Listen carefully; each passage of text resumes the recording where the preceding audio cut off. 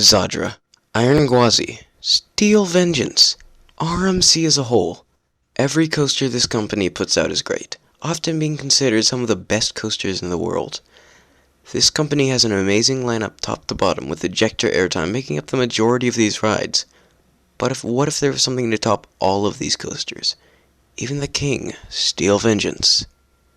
Arie Force One is the new coaster coming next year to Fun Spot America in Atlanta, Georgia.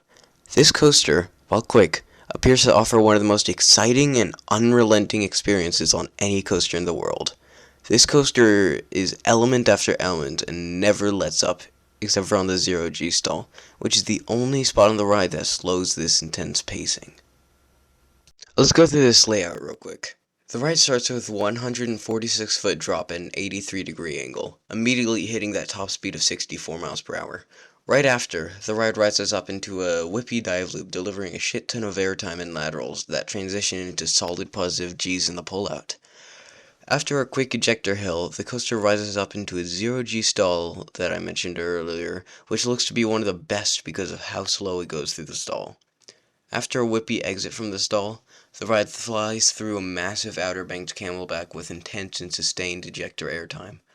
After a quick double up, the ride absolutely pummels through this 0G roll over the arcade.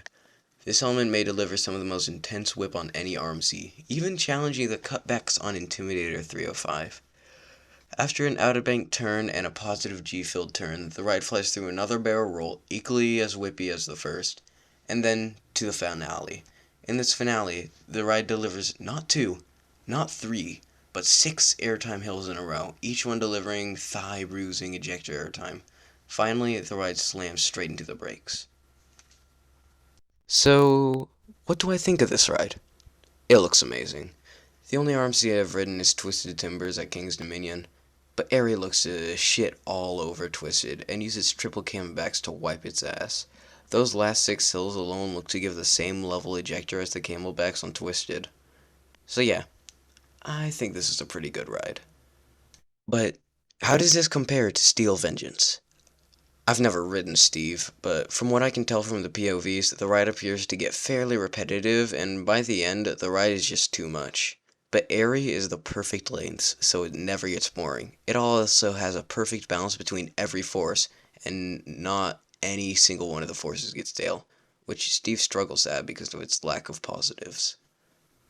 Anyways, thank you for watching my video on Arie Force One. Like, subscribe, and have a great rest of your day.